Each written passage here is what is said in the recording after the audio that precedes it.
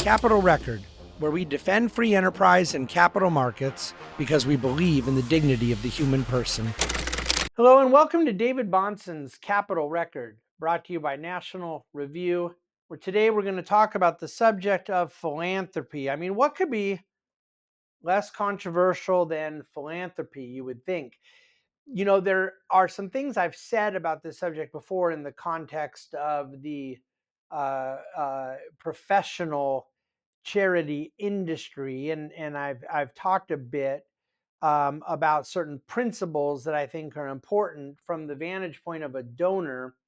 But today, I want to more specifically address something that is now getting a lot of conversation as Laurene Powell Jobs. The last name may sound more familiar to you than Laurene or Powell because Jobs is indeed the last name, her married name, because of her being the widow of the founder of Apple, Steve Jobs. And Lorena's no slouch herself, an accomplished woman in the aftermath of Steve's passing. She's put a fair amount of money to work. One of the more high profile things that she's endeavored upon is that she's the owner of the Atlantic magazine, which is not a non-profit. It is a kind of for-profit endeavor that has not, been profitable, and so for her own objectives and reasons, she has sort of invested into that iconic brand and media publication.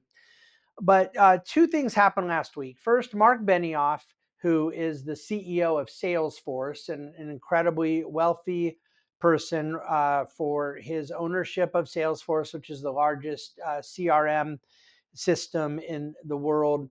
And Mark has been a very far left leaning guy personally. And he came out and said he fully supported President Trump and particularly endorsed Trump wanting to put troops into San Francisco. Mark has been engaged and involved in the issue of San Francisco for some time. And at times he's done things or advocated things I thought were crazy and ineffectual. And other times he's sort of been on the right side of some of the issues. But again, operating from a vantage point of almost kind of a panic state based on how bad things had gotten in his city at one point. And so he did take a lot of flack from his own people politically, that is, for daring to say something supported President Trump. And then, candidly, the stance itself on the National Guard in San Francisco upset a lot of people. If I would have been a little less surprised if he had just supported that issue, but not come out with what seemed to be a full throttled endorsement of President Trump in the way he did. But he's now backwalked both of these things, the Trump comments and the issue. But let's leave all that aside. What provoked Laurene Powell Jobs' article, and the title of this is "Beware of Philanthropists Who Want Control in Exchange for Their Giving." And then the subtitle is that true generosity flows quietly to communities that already know what they need, building capacity, not dependency. And let's just say her article does not get a little any less wordy than that as it continues. What I would suggest is that this is another issue that finds someone like myself really frustrated because I'm in total agreement with her that, to the extent that part of her point is that philanthropists should be philanthropic, charitably minded, operating for the benefit of the cause they believe in and the people they're trying to serve, and not, let's say, for example, their own vanity. But then I am not in any way, shape, or form on her side where she suggests the philanthropist should be passive or not interested in what she calls, I think, pejoratively control. But what she's referring to is the donor having leverage. And here is where I get torn. I do not believe in donors that their philanthropy is an exercise in vanity. And I believe that the biblical principle of these things happening anonymously, not trying to get a big name for oneself, in their giving, not giving for the purpose of others seeing what they're doing. There is no shortage of biblical precedent for the donor not being a vanity donor. And there is no question that the industry of philanthropy centers around the vanity donor. The naming rights of buildings, the negotiations that go on to these high profile gifts. And Laurene Powell Jobs is in every right, it's every bit in her right to oppose some of those things, but that's not actually what she's opposing. And to my knowledge, she's not a believer or professed to be. I don't think she would have the same faith based opposition to vanity donations that I do. But the issue of control, where she's suggesting rather pointedly calling out Mark Benioff by name, that he's invoking his own donations as proof of authority, and he talks about how much he's given San Francisco, and she goes on to say that in his eyes, generosity is an auction, and policy is the prize awarded to the highest bidder. Giving that expects control is anything but generous. Well, there's some point to what she's making there in this particular case, but at the higher level, I don't agree that a donor should forfeit some influence on the organization.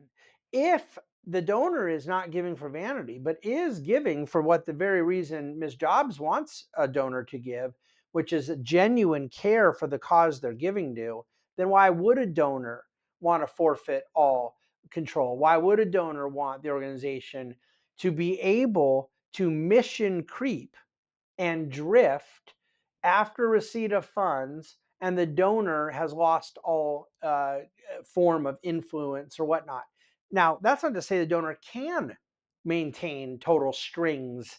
They hold a lever very loosely, and there's a lot of ways in which the donor can construct their philanthropic strategies to hold more leverage than others. And from this Wall Street Journal op-ed that Ms. Jobs has written, and we'll put the link to it in the show notes, it would appear that she's opposed to the donor thinking that they ought to maintain some control. But the reasons are because she wants the donor to be focused on the actual benefit to the organization, benefit to the people, to communities.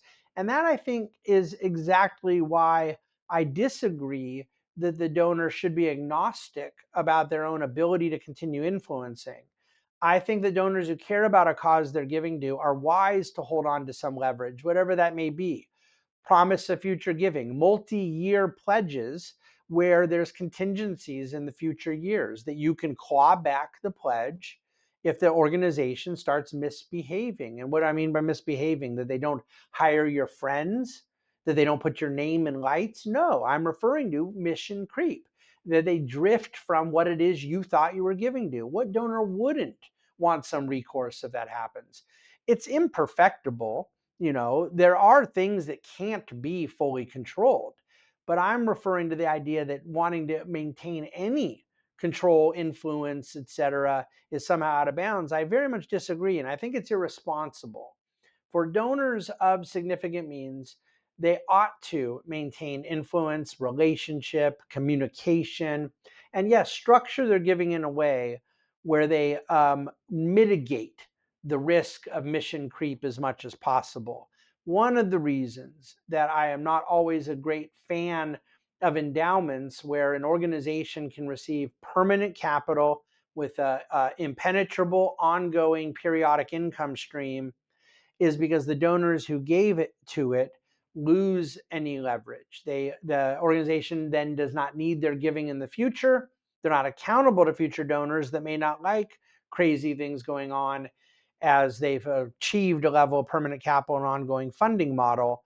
And then the donor is sort of disintermediated from influence. And I don't see any benefit to that for the donors that care about the underlying organizations.